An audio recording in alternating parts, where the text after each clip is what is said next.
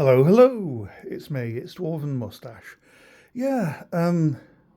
So I got these through yesterday. In fact, a bit of a flick through, uh, and I'm sort of getting into this quite a bit. Finally managed. I'm getting quite into Warhammer Renaissance. It's one of the yeah. During the Decade of Darkness, following the apocalypse of the Warhammer world. Of course, there'd been yeah, when there had been a small few sort of games that had popped up that were sort of tangential to Warhammer Fantasy Battle. Yeah, they were tangential to Warhammer Fantasy Battle. Uh, there was Warhammer Army Project. I think there was Ninth Age. Uh, Mantic's Kings of War might have popped up in the meantime quite early on. I think. I'm not too sure. About that time, anyway, during that period. Well, anyway, this is one of them. I'm part of the Facebook group for these, and a lot of for this, and a lot of the stuff seems to be through there. They've got a files section where you can get all the stuff. PDFs of both these books, the free PDFs. So you get the rule book and all the army lists, in PDF form. Those are free. You get them off the Warhammer Renaissance Facebook group. One of the things is if you want a physical copy, you have to organise printing out your own personal copy yourself, which is something I did. I had to go through a proper job printers to get a certain copy, off my own bat. So this is it's, I had to pay the printing cost for this single copy. So I don't necessarily want folks to think that it's like, there's no there's no specific sort of books for sale, as it were. This is, the money I spent was on the actual printing cost. That's, because I think at the bottom, I think it's quite an important sort of thing. There it is. It is a non-commercial fan-based remake. And it is inspired by what was played in the 90s. And this is by John Blanche. I think that's the Tolkien bestiary. I think that was I'm sure that was Battle of Five Armies. But what else was it? Yeah, as it was played in the 90s. This is basically it's reminiscent of Hero Hammer, Middle Hammer, the 4th and 5th edition. It's mostly that, but with a little bit of 3rd edition and a little bit of 6th edition, just to sort of enhance the actual thing. It's a bit sort of like I spent quite a while trying to get it all balanced and stuff, of course, and they've tried to improve it so that because I know with Hero Hammer it's called that because because the heroes seem to take front and centre and dominate any combat phase and stuff like that. So I think they're trying to make it so that the troops do have a very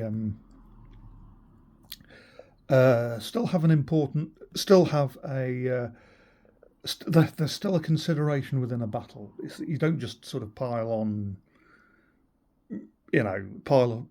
on, tool up on all the heroes and stuff. Well, yeah, I think it's a case of a read along with sort of thing. Warhammer Renaissance WHR is a fan-made remake of Warhammer GW's Warhammer Fantasy Battle game. It is entirely non-commercial and it's not available to purchase. It is free, which is what I was trying to portray about the PDFs.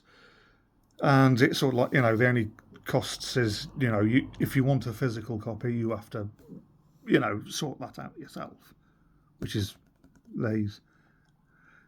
This product does not infringe upon GW's rights in any way. WHR is not an original creation. It is built upon the publications of GW that they have released in the past. We have taken great care to ensure that this project does not resemble anything GW has published, to avoid any misconceptions that it is a GW product. It isn't. It's based upon that, and they have consists of 2 books available only in electronic form, a rule book and an armies compendium. This is the rule book. There's the armies compendium. Yeah. Here we go. The rule book, the book you are currently reading, is considered finished and will not be changed or updated, except for receiving an updated Q&A each 1st of January. This means it is safe to print the book, and you are welcome to do so if you wish. Yeah, a printed copy of that. Yeah, which this is and that is. So yeah. I mean, I could probably recommend some printers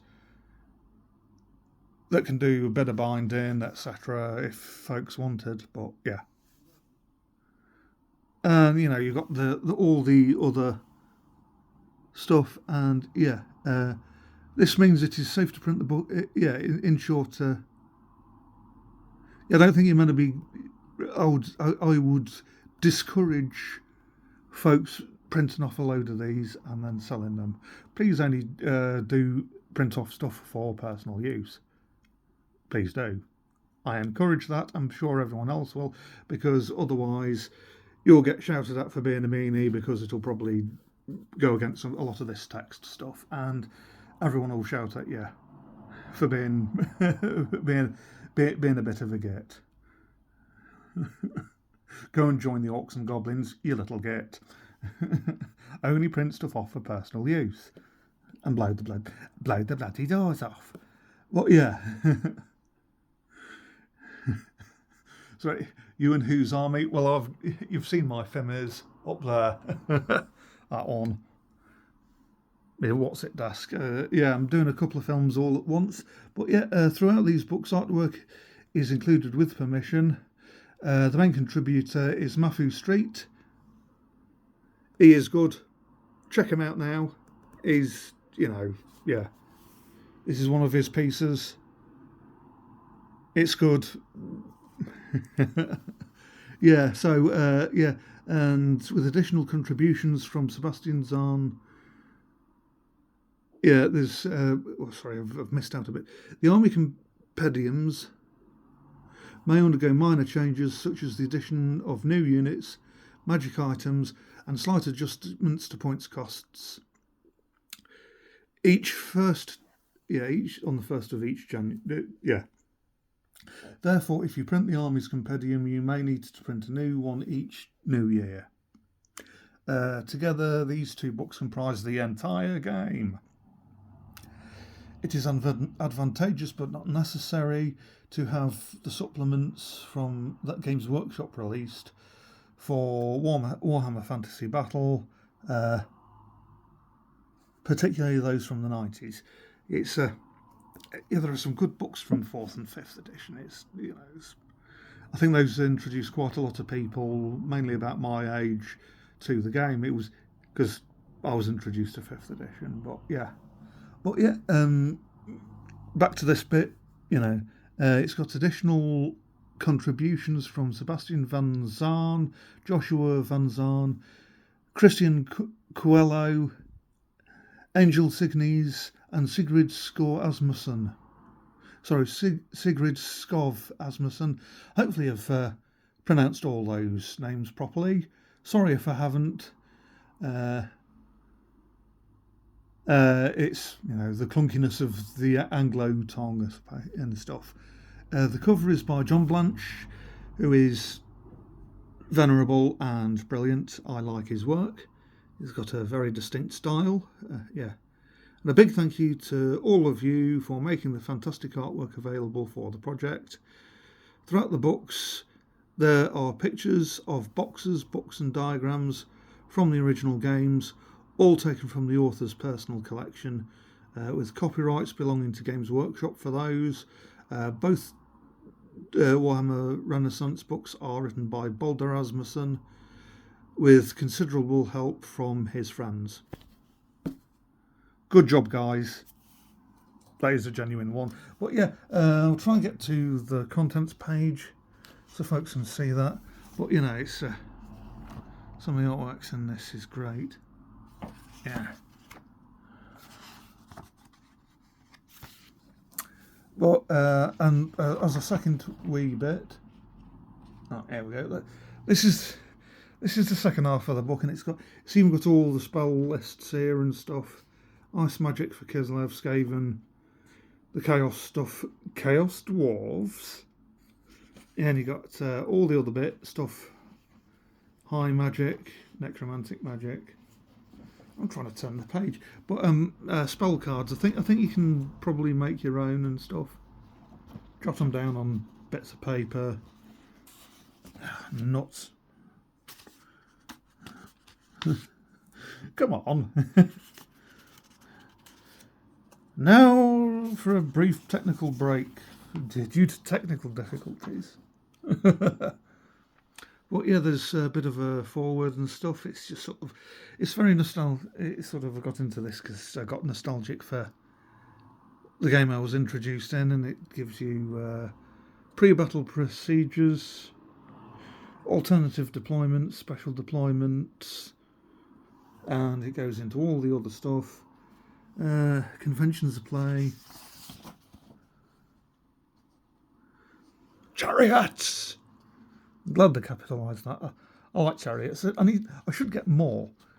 I might suddenly bankrupt myself by buying a load of chariots for my bright elves.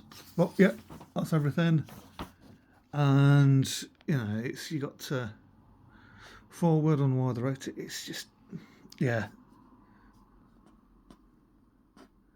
It's just yeah.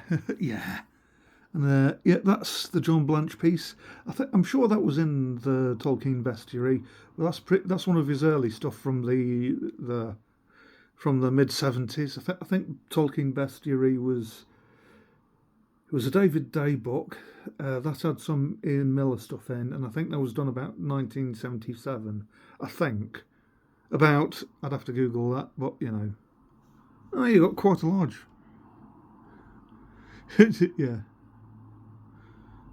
Yeah. This is here, Tolkien's bestiary, etc. Blah. Pause it if you'd really like to read that. There you are. But yeah, one thing I'd really quite like to do, because you might say, what about the armies? You've got orcs with mohawks and orcs with mohawks. Orcs. You got a copy of the text I spent so very long reading out. Same goes for this book. Creating an army. I think some of the just want to I'll go cut to the contents page briefly in a few moments. But I think the main thing is don't forget about 0 to 1 labels. At least half the army has to be 50% is spent on regiments. That includes magic banners, standardised standard bearers and musicians and army fray. But heroes and stuff, their points are deducted from the heroes. So that's, unit champions. But generally, all units are on the table. So you could potentially do quite a lot. You could potentially do quite a lot of quite moderately elite troops. For example, you You could, for example, do null artillery train if you wanted. That's quite viable, without having to do some fiddly alternative sort of things with changing the force organisation charts and stuff, and having to run it past your mates because they're trying to make sure you've not cheated. But yeah, creating an army, which is part of what I just showed you. Comments on restrictions, blah, guides to points costs. Yeah, they've got common. They've got loads of common stuff, but yeah, they do the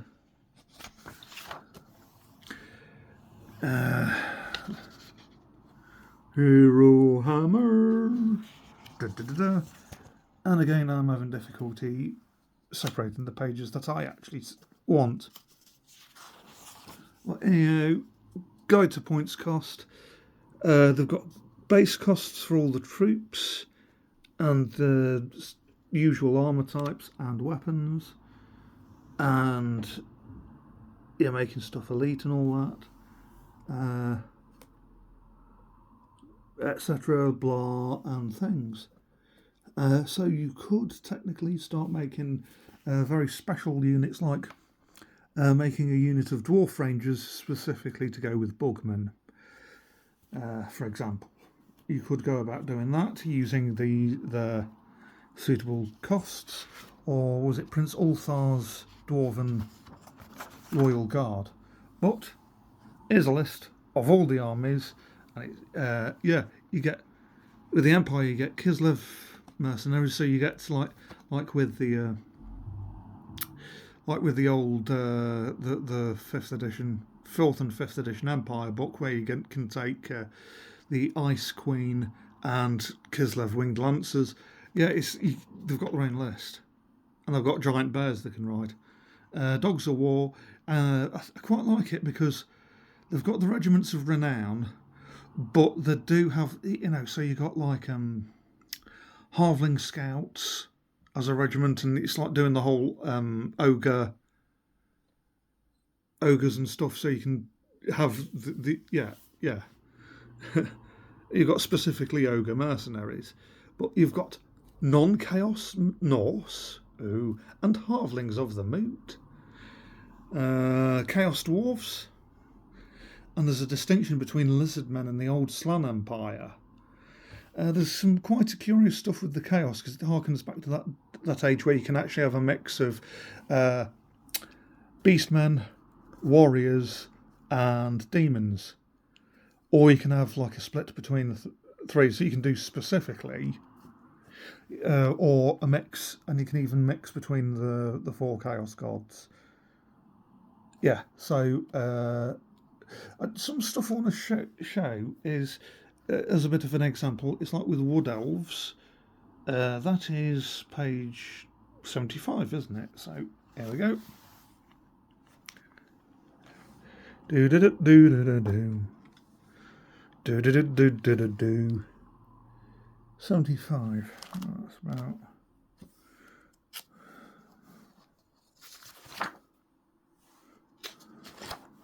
Here we are, Wood Elves. Just sort of an example, this is. So it's like on here. So you can have the Beastmasters. So you could technically have a whole army of war dancers, because there's no restriction on them. So yeah, that's quite neat. Just have loads and loads of war dancers, and then just sort of get the relevant the heroes and stuff to join them. But I mean, yeah, restriction on the Way Watchers, Scouts, because that's like a nobility knights and stuff, because you can sort of see it's steed, yeah, etc., etc. And you can do stuff like, so you can get away with like specific things. And as far as I could see, is you could also have like a full army of tree men. Just do tree men and stuff. I don't think you necessarily get dryads and things, but you could just do like all wood elf chariots. Chariots. One the part of special weapons. So you got Orion, and where is it? You get so you do get yeah. But one of the things is Scarlock the Scout and Score the Falconer. You get them. Get all the different arrows, but part of the thing is that I wanted to sort of do was you get something a bit more. The default Wood Elf army described above is the Wood Elf army with entries from from 3rd edition and the first Wood Elf army book, which appeared in 4th. If you want to play the more savage Wood Elf army depicted in the army books of 6th and 8th edition, so you got the options. You got a few other stuff just like that. And you can ally in Zotes, which is Zotes Amazeballs. But it's you get stuff like that. You get the alternatives. It's like with and it's sort of like it's like with the Bretonians. You can do you can either do they are the bright and glorious ones with bright and glorious noble knights with peasants who are dutifully happy with their lot, or you can do the knights as tyrannical lords and the peasants as very downtrodden and miserable. And you got it sort of goes into reasons for it. It's like having the Chaos Dwarfs in the 90s. Yeah, the hi-hats emerged, and by the end of the 2000s, Chaos Dwarfs had evolved into an army filled with huge monsters and high-tech elements. Blah, blah, blah. But you get the whole thing, and it's them thinking they are... don't put on the accent. The master race and stuff, and it's... I've been quite impressed by it, and it's a bit later on, and it's even with it goes on to some of the old school addendum. You have weapons teams with flamethrowers, but the modern stuff can't include black orcs, common orcs, goblins, etc. Instead, modern Chaos Dwarf armies have the magma cannons, and etc., etc. And they have some of the stuff that you might recognise from the old world PDF. Because they've got the Cardei Fireborn, Cardei, the Chaos Dwarf sister to Sardai, and so you got all of that. So you got all the alternatives, and it's like having the Norse as being sort of basically just Vikings as in Vikings, chainmail shirts and a few berserkers, but unaligned completely with the Chaos Gods. So you don't have to go specifically for doing all-out marauders just to be able to have your Viking fix. And just with that, I'm sure a person would be very, very welcome to turn up with a load of Viking and Anglo-Saxon models that you can find in Gripping Beast or Vectrex. And, you just have, a few shaman types and stuff like that, and a few and some massive war mammoths and stuff. But I'm suitably impressed with these. I've got my copies. When are you getting yours? Just a bit of a thing. I hope the traffic noise outside hasn't been too bad. and I wish you all could stay safe and stay groovy.